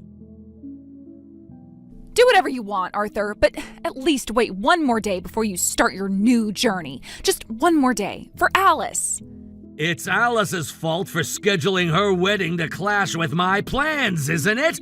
I had this trip booked way in advance. She should have checked with me. How inconsiderate of her. Are you truly, honestly, with your mistress right now, Arthur? Is this not some sick, twisted joke? She's not my mistress, Sarah. She's my serious girlfriend. And if anything, you're the one who's in the wrong here, not me. You are utterly, completely, unforgivably rude, Arthur. But I am still your legal wife, the wife on paper? You honestly think I'm going to stay silent after being cheated on? You should just stay silent, Sarah. Just close your mouth and keep it shut forever, you nagging old hag. Your complaints mean nothing to me. So you can just go ahead and get off my back right now, because I am sick and tired of having to deal with you. Arthur, are you perhaps drunk? You usually have a foul mouth, but you're only this aggressive, this utterly vicious when you're intoxicated. Is that what this is? Is there anyone who comes to a hot spring and doesn't drink, Sarah? It's practically a requirement. But it's still morning. You're drinking in the morning? Why does alcohol taste so incredibly good when you drink it in the morning on a day off, Sarah? It's a mystery, truly. I'm at my wit's end. What am I supposed to tell our relatives? And Alice? What explanation can I possibly offer for your absence? Just tell them that her father has departed, Sarah. Simple, elegant, poetic even. Don't you dare try to act cool, Arthur. You just ran off with another woman. That's all. That's the brutal truth, isn't it? I'm moving out of the house and I'll be living with her now. I'll arrange for a moving company to pick up my belongings on a later date. You won't have to lift a finger, so don't worry your pretty little head about it. See? I've been a good husband right to the very end, haven't I? You might regret letting me go, but you'll just have to endure it. Are you really going through with this divorce, Arthur? What about the remaining mortgage on the house? How are we going to deal with that? I'm giving you the house, Sarah. You can do whatever you want with it. Live in it, sell it, burn it down. It's yours. What about your company, Arthur? Where are you moving? I need to know these things. Don't expect me to tell you everything, Sarah. If you come barging in and disrupt my new life, my newfound happiness, it simply won't do, will it? I need to know where you are because I can't have you just disappearing on me, Arthur. This isn't a game. And what are we going to do about the wedding? Just thinking about dealing with the relatives is giving me a massive headache. If you have a problem with it, Sarah, just cancel it. Simple. I mean, really, why do I always have to come up with the solutions for things like this? I really just don't understand why you aren't able to think for yourself when it comes to problems like this. Yes, Arthur, you know what? That might actually be a good idea. Ah, are you truly gonna cancel it, Sarah? Are you honestly prepared for that to happen, knowing it's all because of me? That might be the only idea. Try it, Arthur. Try me. Do you have any idea how much effort it takes to cancel an event on the day of? You don't have the guts or the backbone for something like that. I'm asking you one more time, Arthur, just one more time for Alice. Can you possibly, somehow, make it to our daughter's once-in-a-lifetime wedding? Can you make an effort for her sake? No, Sarah, I can't, and I have no intention of trying. It's out of the question. This is not a conversation for texting, Arthur. We need to talk about this properly, face to face. I'm not meeting you anymore, Sarah. Our time together is over. I'm gonna live happily ever after with my girlfriend. So long.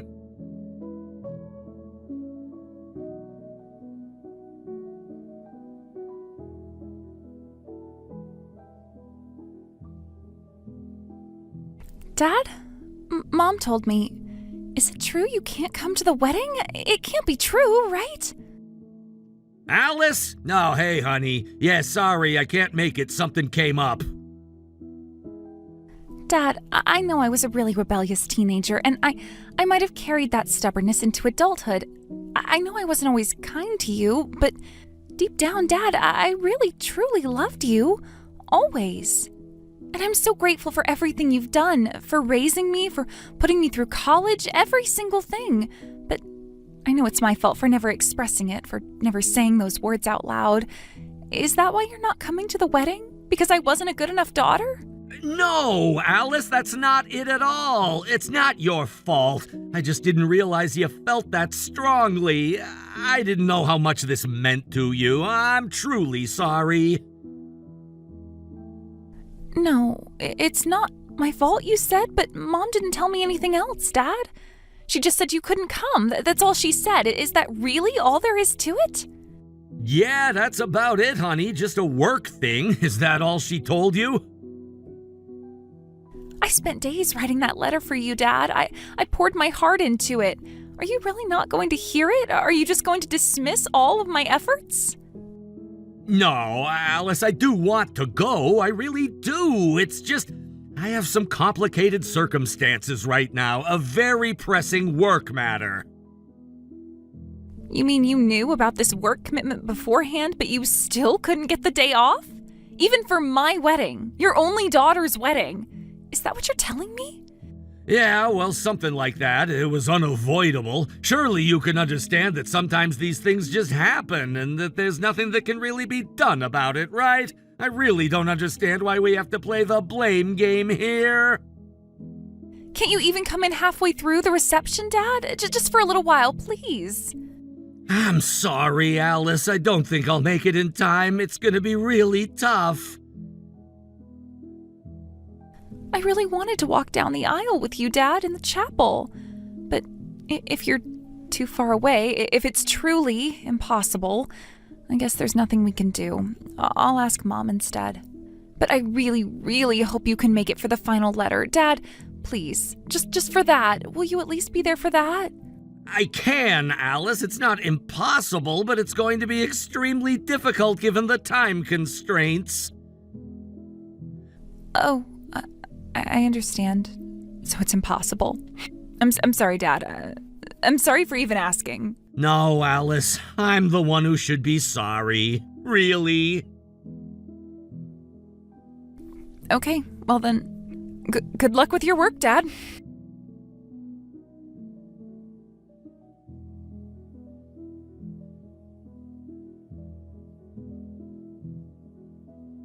You jerk! How dare you! Why did you tell Alice I wasn't coming? You could have left it ambiguous. Well, she was going to find out eventually, wasn't she? She's not stupid. I got such a sad, heartfelt text message from her that it completely sobered me up. I almost started crying, for God's sake. My heart is pounding. So what? You shouldn't have done this in the first place, Sarah. You shouldn't have put us in this position. It's all your fault. I didn't know Alice felt that way about me, Sarah. I truly had no idea. I'm in Colorado right now, you know. It's a long way from this secluded inn to the airport, and then the flight, and then the drive to the venue. No matter what I do, there's no way I can make it in time. It's physically impossible. So you went on quite the little trip, didn't you, Arthur? All the way to Colorado. On your only daughter's wedding day of all days. How utterly self-absorbed and incredibly foolish. Can you at least record the part where she reads her final letter, Sarah? Just a video? I want to see her, hear her words, even if I can't be there physically. Yes, Arthur, as the mother of the bride, who is also scheduled to be reading a letter herself, you want me to hold my phone and film it? Do you have any concept of what's involved in a wedding ceremony? How utterly impractical. Yeah, that's definitely weird, isn't it? Okay, then just ask someone else to record it for you. Anyone! Right. I'll just go up to a wedding guest, someone I barely know, and say, "Excuse me, my husband is currently cheating on me with another woman in a hot spring in Colorado and has decided to skip his only daughter's wedding, so could someone please film this for me instead?" Do you honestly think I can say that, Arthur? It is utterly humiliating. You jerk! Don't you dare tell them everything, Sarah! There's absolutely no need to air all our dirty laundry. Protect my reputation. You're the one who caused all this, Arthur. You're the one who brought this shame upon us. Why am I the one getting yelled at now? You're the one who should be getting yelled at. You think I'm joking? You jerk! I'm the one who wants to scream. I know, Sarah, I get it, I understand. I regret it too, I really do. Every fiber of my being aches with regret. I really, truly should have gone to my daughter's wedding. I'm a fool, an absolute unmitigated idiot. And you're only just realizing that now, Arthur? After all the chaos, all the heartbreak, all the public humiliation, it's a little too late, isn't it? Actually, Sarah, my girlfriend gave me an ultimatum. She said, it's either a trip with me, our romantic getaway, or your daughter's wedding. Which one will you choose, Arthur? And I, in my profound stupidity, chose the hot spring. You are impossible, Arthur, beyond belief. You canceled on Alice for such a pathetic, flimsy reason. You absolutely cannot, under any circumstances, tell Alice the truth, even if your life depended on it. If she found out about this, the shock would utterly destroy her. You must never, ever tell her. Swear to me, Arthur. You just wallow in your guilt in that hot spring, Arthur. Let it consume you. Enjoy every moment of your pathetic indulgence. Every time you dip into that scalding hot water, imagine a gaping, festering hole opening up in Alice's heart. Imagine her pain. You deserve to suffer. You really have a terrible personality, Sarah. You're truly cruel. Your words are like daggers. Better than a father who deliberately hurts his own daughter, I think, Arthur. And you know what? It is too late for regrets now. It truly is. You made your bed. You are such an idiot. I know, I never meant for things to turn out like this. This was never, ever how I wanted things to go between all of us. Good, if you know. Now, if you'll excuse me, I am busy with the final ceremony preparations. I have to go. I have to walk Alice down the aisle in your place, Arthur. A duty that should have been yours. I should have been the one doing that, I know. I'm truly sorry, Sarah. Beyond words. Just go, Arthur, go. You can use that hot spring or whatever mud pit you've managed to find freely. You can even stay there forever for all I care. So long.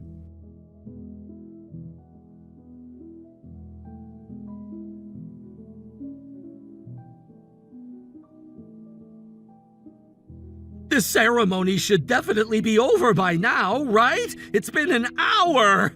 I can't settle down no matter what I do, Sarah. How is Alice? Is she recovering? I hope she hasn't collapsed or had some kind of breakdown, and I hope there weren't any altercations with the guests. Oh, it's gone beyond that level of problem, Arthur. Far beyond. What happened next escalated things exponentially. What happened, Sarah? You sound even more distressed. Did the engagement get broken off? Did Jack leave her? Yes, Arthur, it did. It absolutely did. Jack's parents were absolutely furious, incandescent with rage. They said terrible, cutting things like father like daughter, accusing Alice of being as unreliable and selfish as you. They laid all the blame squarely on us. It was a public humiliation. Broken off? But Alice was so happy when she got engaged. She was absolutely beaming, so excited, constantly talking about Jack and their future. She was, Arthur. She seemed so incredibly happy for the past year, planning every detail, dreaming of her future. This was supposed to be the start of her new life. I met Jack, you know. He seemed like a fine young man. I thought I could genuinely entrust Alice to him. He did say he didn't care if his parents objected, Arthur. He actually stood up to them. He told them he would marry Alice regardless, that their love was stronger than any familial disapproval. But it was too much for Alice, Arthur. The pressure, the public spectacle, your abandonment, it broke her. Alice must be so hurt, so utterly heartbroken. My poor Alice, she must be devastated. She's probably inconsolable right now. If things had gone as planned, she would be changing into her second dress right now, preparing for the candle service, laughing and celebrating. Just thinking about it makes me want to cry too, Sarah. My own daughter's joy stolen by my own hand. It's hard to imagine, isn't it? And you've been through a lot these past few hours too, haven't you? Feeling the weight of your choices. I feel genuinely terrible for what I've done to you for orchestrating this deception. I haven't enjoyed the hot spring at all, if you must know. My girlfriend even got angry with me for constantly looking at my phone, for being distracted and distant, and she ended up leaving me. So much for my new life. So she did she? Well, that's poetic justice, isn't it? I can't believe I was deceived by such a heartless woman, Sarah. She played me for a fool. I was just swept away by a young woman with a pretty face and a good figure. I was so foolish. I truly am. No, Arthur. I've been reflecting too. They say there's always a reason when a man cheats, don't they? And I'm sure I had many shortcomings as a wife. You're right. I have a bad personality, I can be harsh, and I'm definitely strong-willed. Perhaps I drove you away. No, Sarah, that's not true. That's absolutely not true. You were a good wife and a good mother. You were always dedicated, always there. I was even looking forward to attending Alice's wedding with you, celebrating our daughter together. I don't know what came over me, what went wrong to make things end up like this. It's a blur. I just looked at my old texts with you and it almost felt like it wasn't even me who was sending them. I've always told you, haven't I, Arthur? Be careful with alcohol. You make mistakes when you drink. You're right about that. I have always warned you. But we can't go back to being a family anymore, Arthur. That bridge is burned. Alice won't forgive you for what you did, and my heart isn't that forgiving either. I understand, Sarah. I get it. I'm not so shameless as to ask to start over, but please, let me at least take care of your living expenses, yours and Alice's. Let me provide for you both, at least financially. If you insist, Arthur, I'll accept your offer. It would be foolish not to. But I still have to take care of Alice right now, to console her. So I'm leaving. I have to go to her. Okay, Sarah. Please take care of her, please. I'm leaving the inn right now, and I'm coming back there, too, to be closer, even if I can't face you both. Why are you coming back, Arthur? What's the point? You're not welcome. Even if I can't see you, Sarah, even if I can't be near you, I want to be close by. I want to feel a connection, even a distant one. I need to be near my family, even if they hate me. Do whatever you want, Arthur. It's your life to ruin.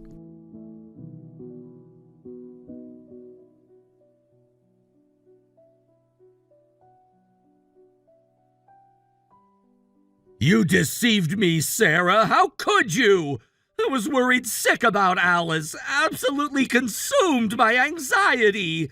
So I finally gave in and contacted a relative, one of my cousins who attended the wedding, and they told me it was a great wedding. A beautiful ceremony. It finished without a hitch. And they even sent me pictures, glorious pictures. But in them, Alice looks incredibly happy, radiant even.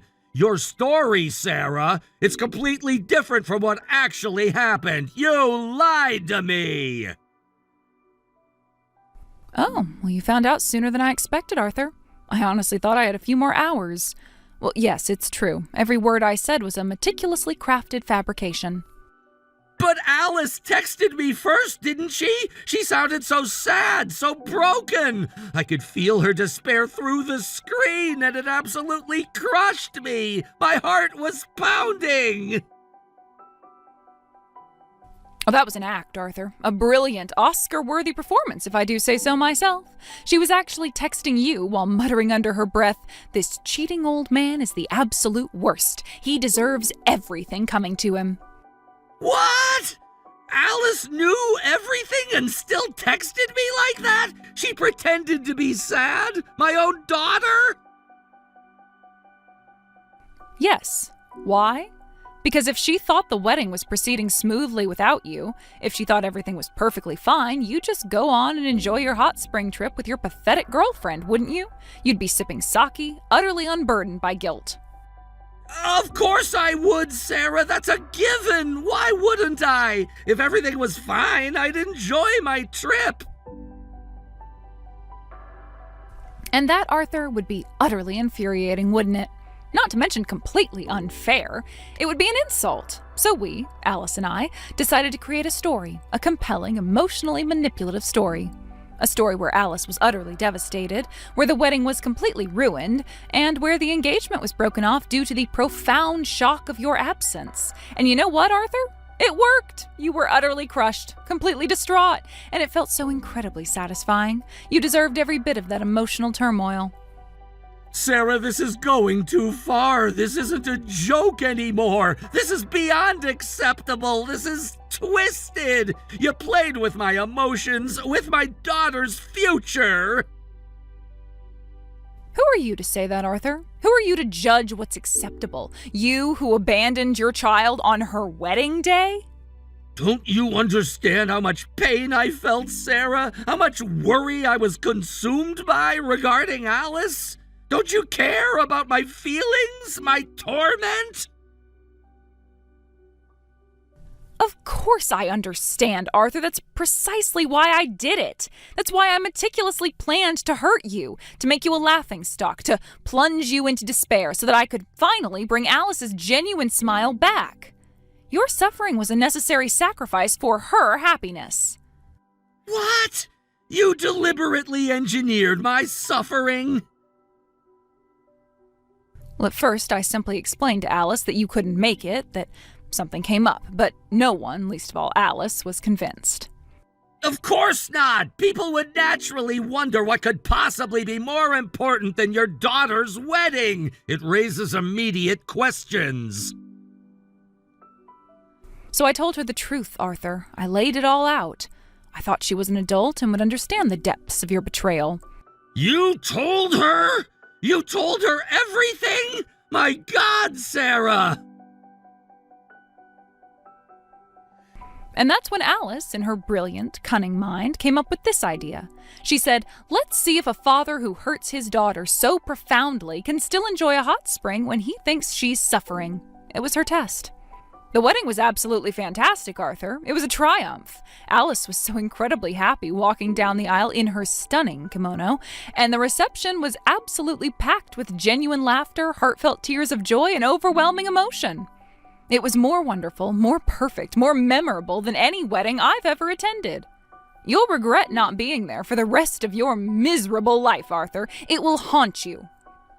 If it ended well, if Alice was truly happy, then that's all that matters. I'm annoyed about being deceived, yes, and it stings, but I worried for nothing. I should have trusted her. Is that all, Arthur? That's your profound conclusion? I worried for nothing? I thought you'd regret it more deeply and profoundly. I saw her in the pictures in her dress anyway, Sarah. She looked beautiful. And if Alice was happy and enjoyed herself, then everything is fine. My presence becomes secondary. Did you only get pictures, Arthur? Isn't that all Jack sent you? What? Yeah, that's it. Just a few photos. Oh, right, I didn't get a video of Alice's final letter either, did I? The one she spent days writing. What? Were there words for you, Arthur? Specific words? What? Then I want to see it. I deserve to see it. You have the video, don't you? Send it to me right now. No, Arthur, I don't think you should see it. Not yet. I just really don't think that you're ready to see what it was that your daughter had to say about you on her big day. Why? I want to know what Alice said, Sarah. I want to hear her voice. Even if it's the exact opposite of what I expect, I need to know. If you insist, Arthur, I'll show you, but Alice told me specifically not to send you any videos or pictures to prevent you from interfering further. So I'll send you just the audio.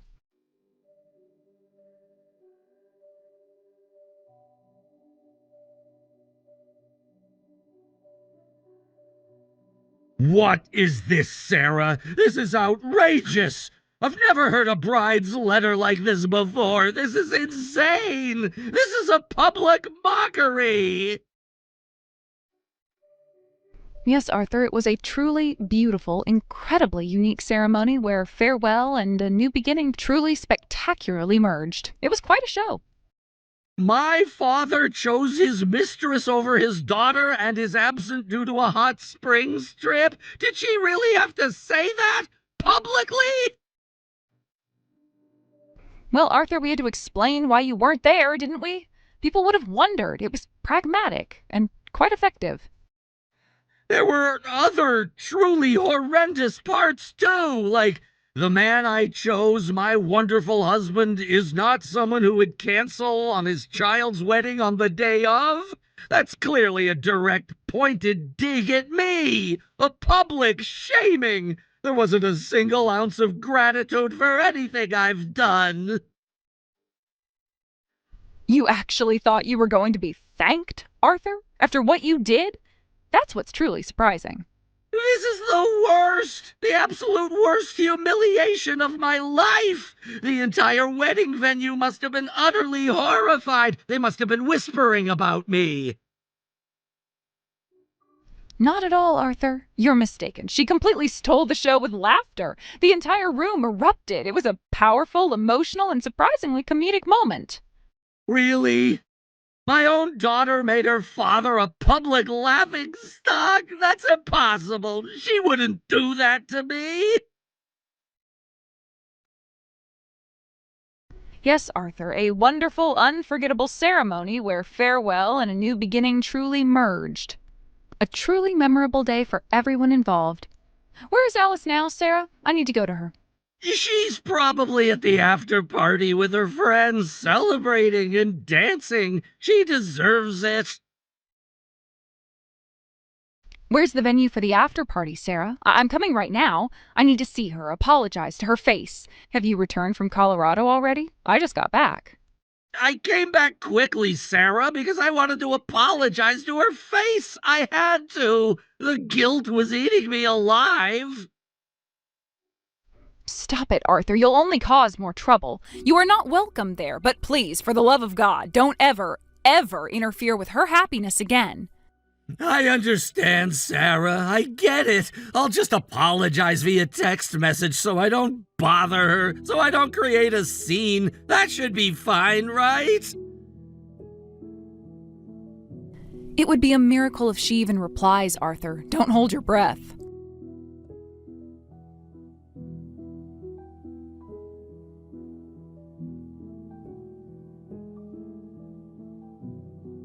Alice, honey, I know you're enjoying the after party right now, and I'm sorry to interrupt your fun, but I just wanted to apologize at least. I heard you made me a joke at the wedding, and I know it was surprising, but I'm not angry about it. Honestly, I'm okay with it. You have every right to feel that way. What? Dad, I'm not angry about it. Why are you being so incredibly condescending right now? What gives you the right to patronize me? I'm the one who should be angry. I was humiliated. You have no right to say anything to me. And while you're free to apologize, it is my decision whether or not to forgive you, not yours. I understand, Alice, but Mom told me it was a good wedding, a beautiful ceremony, right? That everything turned out okay? Do you honestly believe that, Dad? Do you truly, genuinely believe that a wedding where the father cancels at the last minute, causing so much immediate chaos and awkwardness, is something anyone could possibly enjoy? We had to parade Mom's living shame, your blatant abandonment, around to get a laugh, to inject some desperately needed levity into the situation, just to make it through. If you honestly think we genuinely enjoyed that, then you're seriously messed up, Dad. You're definitely disqualified as a father, that much is clear. But if you can't even understand basic human emotions, then you're disqualified as a human being. Hey, you're going too far, Alice. You're being cruel. You just got a little taste of your own medicine, a tiny echo of the hurt you inflicted, and now you're acting like such a victim. You're fine with hurting others, but when it comes to yourself, you make a huge, dramatic fuss, don't you? But no one sympathizes with you, Dad. No one feels sorry for you. From now on, you'll have to live as the trash who prioritized his mistress over his daughter. That's your new identity. And when I have children, your grandchildren, I won't let them meet you. I'll teach them Grandpa is in the sky, because I honestly don't think meeting you would be a positive influence on their young minds anyway. Don't say that, Alice. Please, I want to see my grandchildren. I want to be a part of their lives. At this rate, Dad, when I have kids, you'll probably be off playing with some other woman again, abandoning your family for selfish pleasure. You're entirely predictable. I'll never do it again, I swear. Please, I beg you, Alice, just give me another chance. Then why didn't you come, Dad? Why didn't you come when it mattered most? I'm sorry, Alice. Truly, deeply sorry. You're right, and not everything I said in my text this morning was a lie. Not the part about being grateful. I'm truly, truly grateful for everything you've done for me, for the person you've become, and I wanted to tell you that at the wedding. I'm genuinely sorry I missed that chance. I'm sorry I won't be able to let my children call you Grandpa either, you know. It makes me sad too. Mom said you were just drunk and got a big head, Dad, and you just threw all your responsibilities away. Well, you can just keep drinking and messing up for the rest of your life, can't you? That seems to be your chosen path. I completely understand why you're angry, Alice. I deserve it. So please, let me at least give you a generous wedding gift, something substantial to compensate for my absence. Let me do something. If you're going to do something like that for me, Dad, you should make sure Mom gets a truly generous share of the assets. She's going to have to live alone from now on, completely independent, so it wouldn't hurt to give her extra money for emergencies, for her security. It's the least you can do, and she deserves it. I understand, Alice. I'll transfer all my assets to her, every single penny. And make sure the alimony for hurting her with your cheating is incredibly generous, too. She won't be satisfied unless it's at least double the market rate, Dad. You need to make it hurt, just like you hurt her. I'll make it work, Alice. I promise. I'll find a way. Good. Leave Mom to me. I'll handle her. Goodbye, Dad. Forever.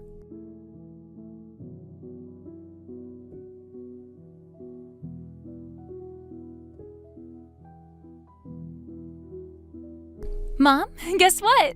I got the full amount for the asset division and double the alimony, every single penny. I even surprised myself. Oh, Alice, you talked to Dad? You really went through with it? Yeah, I did. And you know what? He was apologizing relentlessly, practically groveling, but I brushed it all off. I wouldn't let him off the hook. I told him not to waste his apologies on me, but to take care of you properly, to make amends for his failures. And he actually listened. He actually agreed to it without much argument. It was quite satisfying. You didn't have to worry about me, you know, Alice. I'm fine. But you're at the after party right now, aren't you? You're supposed to be celebrating. Talking to a man like that, especially your father, will ruin your good mood and spoil your special day. It's fine, Mom, really. Everyone here is drunk and doing whatever they want, so I just slipped away for a moment, and I wanted to get some fresh air anyway, to clear my head after all that drama. It actually helped. Alice, I'm truly, genuinely sorry. I really am. I think I also bear some responsibility for how things turned out, for letting things escalate, and for not stopping your father sooner. What are you saying? Mom, you're not at fault. Don't you dare blame yourself for this.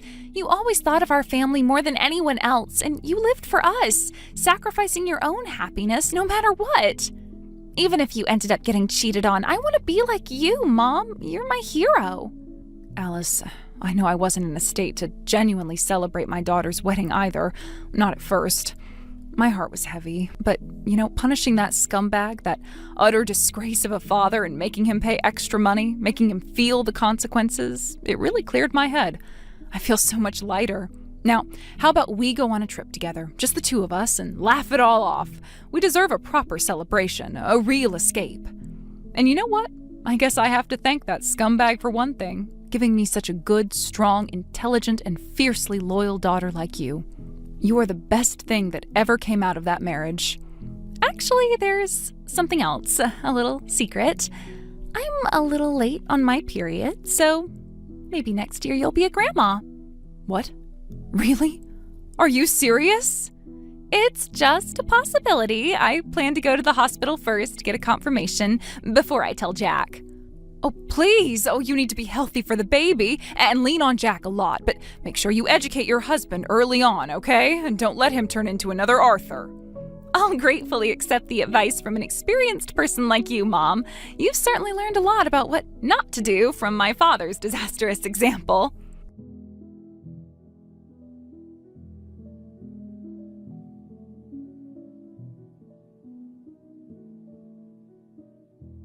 Arthur did indeed leave the house, just as he said he would. He also began to pay the mortgage, a monthly reminder of his broken promises. I received $5 million in alimony for the emotional distress caused by his infidelity, a sum that felt both inadequate for the pain he inflicted and surprisingly substantial given his past financial evasiveness. On top of that, I secured another $20 million in asset division, a figure calculated to include his future retirement benefits, ensuring my financial stability. Honestly, I didn't feel any overwhelming jealousy about him having an affair. The emotional connection between us had withered years ago, replaced by a dull routine. My anger was solely focused on him ruining Alice's wedding, on his profound disrespect for our daughter's happiness and for our family's public image. After so many years of marriage, the romantic love had long since faded, leaving only a comfortable familiarity, a shared history that now felt tainted. So I often wondered if the emotional pain he inflicted was truly worth $5 million. But considering how long I had to tolerate his presence and his increasingly self-absorbed behavior, perhaps it was far too little. Arthur, I heard from various sources, now lives in a rather modest apartment near a local park, a stark contrast to the comfortable suburban home he left behind. It's a significant downgrade, a visible symbol of his new diminished life. I suspect he chose that particular location because he believes, in his enduring delusion, that it's the closest public park to Alice and Jack's home. He probably harbors a pathetic hope that someday he might catch a glimpse of his grandchildren, a fleeting connection to the family he so carelessly discarded. While I don't believe Alice, with her compassionate nature, will stay angry with him forever, her heart is too big for such sustained resentment. I intend for him to continue living a quiet life of reflection and remorse for now. He needs to truly understand the gravity of his actions. He brought this upon himself, and for the foreseeable future, he will live with the consequences. A lonely man haunted by the choices he made. Thank you for watching. If you liked this video, please give it a thumbs up, and don't forget to subscribe to see more content like this.